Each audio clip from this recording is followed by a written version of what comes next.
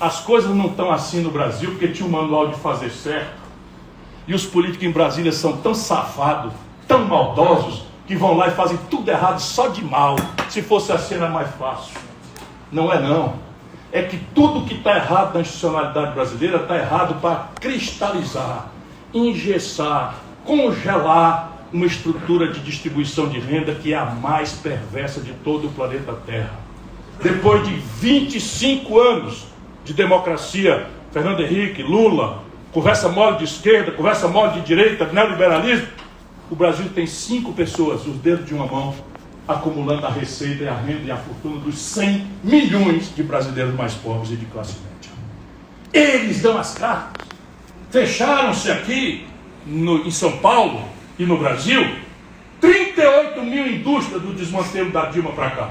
38 mil indústrias. Você abriu uma indústria, Deus é quem sabe a força que a gente faz para atrair um investimento, abrir uma indústriazinha com 50, 100, 200 pessoas, a gente solta foguete, não precisa mais soltar porque os animais não gostam, né? Mas a gente comemora como se fosse um grande gol na Copa do Mundo.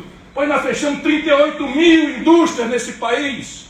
Eu conheço um estudo coreano que revela que o Brasil é o país que mais destruiu indústrias na história do capitalismo mundial. Mais destruiu indústrias. Nós fechamos 360 mil pontos de comércio do desmantelo da Dilma do PT para cá. 360 mil pontos de comércio foram fechados. Pudera. Sabe quantas empresas estão no Serasa hoje? 6 milhões de empresas. Sabe o que é o Serasa? É o SPC das empresas. Isso é a antessala da quebra.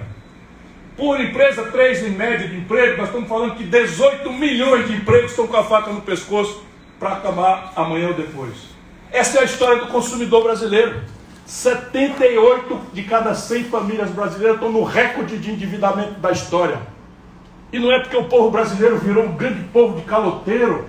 Não é isso não. O povo brasileiro é decente, trabalhador. Sabe o que é? Que faz 26 anos dessa conversa fiada que o Brasil impõe à economia e às famílias a maior taxa de juros do planeta Terra. Quando você pica uma conta nos Estados Unidos de um cartão de crédito, você paga 17% a 25% de juros ao ano. Quando você pica um cartão de crédito no Brasil, você paga 380%, a mesma bandeira. O Visa, o Mastercard, o American Express, que eu gosto de dizer o nome. Né? O Brasil cobra 1000% de crédito pessoal. É o país da usura. E aí está esse desmantelo todo. Quando você vai olhar, os 5 bancos que a esquerda, dita esquerda petista, da goela para fora, anuncia que é de esquerda, pois tem 5 bancos no Brasil, acumulam 85% de todas as transações financeiras. Aí sai o ranking dos 10 bancos mais lucrativos do mundo. Tem 4 do Brasil, dos 5. Dos 10 bancos mais lucrativos do planeta Terra, não tem nenhum banco chinês, nenhum banco alemão, nenhum banco italiano, nenhum banco inglês. Tem 5 bancos, quer dizer, 4 bancos brasileiros dos 5, mais 2 canadenses e 4 americanos. E aqui está, ou a gente leva o povo para a jogada, ou pode acreditar, eleja o Chico, eleja o Maria, eleja o Manel, vão para lá fazer a mesma coisa. Agora, tem clareza. O Lula anunciou que vai manter a direção do Banco Central do Bolsonaro, enquanto chama o povo a votar contra o Bolsonaro, porque é contra o fascismo. Deixa eu lhes dizer, com a brevidade necessária, mas com muito apego, de não me desvencilhar desse encontro aqui numa das cidades importantes do interior do Brasil, qual é o sentido dessa caminhada? Não é porque ela é fácil, jamais seria, pelos valores que nós defendemos, nunca passou bem, nunca foi confortável a luta de quantos nos entregamos na construção sofrida do Brasil a essa tarefa de mudança. O Brasil durou, por exemplo, a escravidão 380 anos. A República, a Independência, vieram com a destempo quase um século depois que esquartejaram o Tiradentes.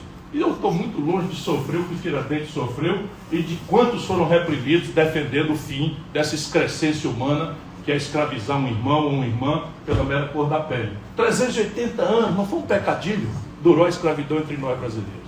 Mas deixa que eu lhes diga, qual é o sentido disso? O sentido disso é uma percepção de que não é mais razoável que a política brasileira se demita de fazer 2 respostas a 2 questões que são contundentemente aquelas que estão no seio do povo. Ainda que o povo talvez lucidamente não tenha tido o direito de organizar de forma tão simples e clara qual é a demanda que o povo brasileiro tem hoje, mas eu quero crer, se a gente ajudar a organizar a ideia, todo mundo vai entender com o coração, muito naturalmente, que é do que se trata. A política brasileira tem duas tarefas. A primeira, um diagnóstico. O que aconteceu com o Brasil? Ora, esse país, entre 1930, repito eu, para cansar as pessoas, entre 1930 e 1980, foi o país que mais cresceu, mais se desenvolveu na história do capitalismo do mundo. O Brasil é citado nos compêndios internacionais de economia, nos aforamentos que eu participo de debates por aí afora, no estrangeiro, como um milagre econômico. O Delfim não gosta disso porque ele diz que milagre é efeito sem causa. E nisso ele tem razão. Não foi um efeito sem causa que produziu o Brasil durante meio século, 50 anos inteiros.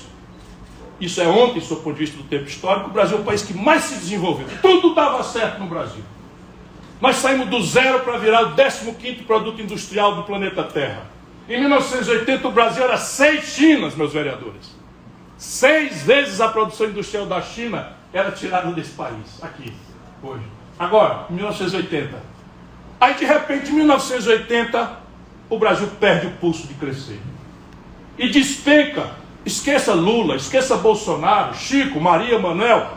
Vamos tratar disso com a nossa inteligência, depois cada um vá para o seu lado. Eu sou um democrata visceral, amante da democracia mesmo, e meu chefe, meu líder é o povo brasileiro. Senão, não me faltaria o entusiasmo que eu tenho hoje. Já fui candidato 3 vezes. Já tinha cabelo quando eu comecei a rodar esse país, tentando chamar atenção para as coisas do Brasil. Esse é o meu amor, essa é a minha paixão, é o meu devotamento, é para isso que eu nasci. Foi para servir a minha pátria, ao meu país, e o prêmio já está mais do que dado. Se eu morrer muito velho, e ainda morrer trabalhando por essa pátria que me educou na escola pública, ainda vou morrer devendo ao povo brasileiro. Mas voltando aqui, o que aconteceu? Esse é o diagnóstico, é a primeira pergunta. O país perde o pulso de crescer, crescia quase 7%, de repente entre 80 e 2010, estamos chegando hoje, ó. Entre 1980 e 2010, o Brasil cai para 2,5% de crescimento econômico. Quantos regimes? Resto de regime militar, inflação do Sarney, não é? Despotismo esclarecido, despotismo ignorante do período Collor, despotismo esclarecido do período Fernando Henrique, lulopetismo, com toda a arrogância do discurso de esquerda, não sei o que, da boca para fora. O Brasil, neste período, cai para 2,5% de crescimento econômico. Agora, o tempo presente. Entre 2010 e hoje, pela primeira vez em 120 anos de história registrada, o Brasil não cresce nada. Zero, é a primeira vez. E aí o que quer dizer crescer? Isso é conversa de economista? Não. Nasceram 25 milhões de pessoas nesse período. Já era um desastre, a pior distribuição de renda do mundo. Mas se o produto não cresce e aumenta as bocas, a miséria só vai se incrementar. Nós não estamos crescendo. Sem crescer, o país não tem resposta para nada. Porque super oferta a mão de obra, o que acontece com o preço dela? É igual o preço de banana na feira do Itu. Se tiver banana demais sábado e pouca gente para comprar, o que acontece com o preço da banana? Que vira preço de banana. Pois bem, isso é o que está acontecendo com o Brasil. Uma super oferta de mão de obra desesperada para levar alguma coisa para casa, e a economia não cresce. Não substitui a troca de gente por máquina. Não substitui a automação, a robótica, não substitui as traquitanas da agricultura de alta precisão. Só uma colheitadeira na região de Ribeirão Preto tira 76 cortadores de cana que nunca mais vão existir. Uma catraca eletrônica mata 50% dos empregos dos ônibus. Isto é absolutamente irresistível. E onde é que está esse debate? Aqui está a grande questão. A primeira grande questão, o que aconteceu? Vocês não acham que é isso que a política devia esclarecer? Por quê? O céu não mudou. É o céu abençoado pelo Cruzeiro do Sul, da nossa vocação cristã. É o mesmo céu. Generoso com a nossa geografia. O chão é mais generoso e pródigo do que jamais foi em qualquer época, porque quando se começou a estratégia de fundar uma nação nesse pedaço de trópicos aqui, ninguém sabia que o Brasil tinha petróleo, não se conheciam as riquezas minerais do país. Não se sabia a importância sensível dos mananciais de água doce. Não se conhecia a biodiversidade, com a importância potencial extraordinária que a biodiversidade tem para uma nova farmácia, uma nova química, uma nova tecnologia de alimentos, uma nova energia. Pois bem, o Brasil hoje tem mapeado uma das maiores províncias minerais do mundo, solo em abundância, Ninguém tem a quantidade de estoque de terras agricultáveis ociosas que o Brasil tem, e ainda se chega ao século XXI matando gente que quer trabalhar a terra e não consegue acessá-la, porque a terra entre nós não é um fator de produção até hoje, mas um símbolo de status, de uma oligarquia rural absolutamente escravista, predadora, que felizmente está se confinando a ser uma minoria, porque emerge um agronegócio moderno, compreendendo a necessidade de fazer seu esforço de produzir e trabalhar de uma forma a respeitar o futuro das nossas gerações e do planeta Terra, que está em agonia. Ora, se o céu é o mesmo, o chão é o mesmo, e o povo é esse povo extraordinário que mandou para o mundo a bossa nova, que mandou para o mundo o cinema novo, que é uma linguagem caríssima, que mandou para o mundo o pentacampeonato de futebol, que foi campeão mundial de boxe com o Éder Joffre, que foi campeão, dava tudo certo no Brasil, campeão de Esther Bueno, tudo dava certo no Brasil. O que houve? Não acham que é essa a tarefa da política? Ficar a política agora, Chico contra Manel, Maria, ódio, contra o fascismo, contra o comunismo. Quer isso, meu irmão? Que diabo é isso? Alô, século XXI, segunda década do século XXI, que papo furado é esse, meu irmão? Que conversa mole é essa, meu irmão? É porque tem um vazio e uma grande cumplicidade de todos os que estão mandando no Brasil com essa tragédia que está acontecendo no nosso país. Essa é a primeira tarefa. Compreender, ajudar o povo com toda a humildade a entender. É assim que um médico cura uma doença. Primeiro ele tem que fazer o diagnóstico. Ninguém vai entregar um corpo doente de um filho para um mágico ou para um malabarista fazer a cirurgia. Porque no Brasil também agora a apologia da ignorância virou um elemento de identificação com o povo. Os dois polos dessa falsíssima polarização, o que vocês percebem, a percepção de mundo que eles têm é a apologia da ignorância. Todo dia fazer de conta que não entende de nada, porque não entende de nada mesmo, mas fazer disso uma grande vantagem, como se isso fosse um elemento importante de identificação com o nosso povo. O nome disso é demagogia. Sabe, na ciência política o nome disso é demagogia. Primeira tarefa, eu creio, óbvio, a política devia discutir o diagnóstico. A segunda tarefa, mais delicada e grave, mas não acontecerá sem a primeira, é a terapêutica. Descoberto que há ali um problema grave, parece que há um problema muito grave no Brasil. 10 anos pela primeira vez em 120 sem crescer, explodiu nas costas do povo com aquilo que todo mundo está vendo, fragmentos disso.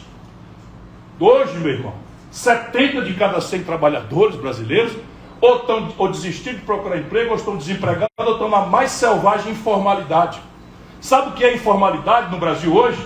É uma jornada semanal tendente a 70 horas, sem descanso remunerado semanal, nem para ir rezar no templo, ou na missa, ou na igreja, sem férias, sem 13º, mas muito mais grave e cruel do que cruel e grave isso que é, 60 milhões de pessoas estão envelhecendo no nosso país sem nenhuma cobertura previdenciária para daqui 15, 20 anos. E lá esse problema não terá solução.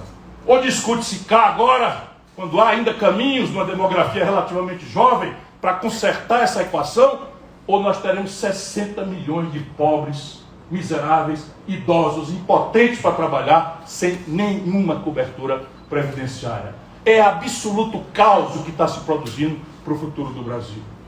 Pois bem, e a terapêutica? A terapêutica, primeiro, vocês acham que isso é para ser resolvido assim, ao léu, no voluntarismo, da mão para a boca, sem plano, sem um ajuste, sem uma compreensão, sem um envolvimento da população de forma consciente naqueles caminhos que há de se construir? Não tem essa solução. Não tem. E esse é o sentido moral da nossa luta. O prêmio da vitória está ao nosso alcance, mas só por um caminho: apostar na inteligência do povo.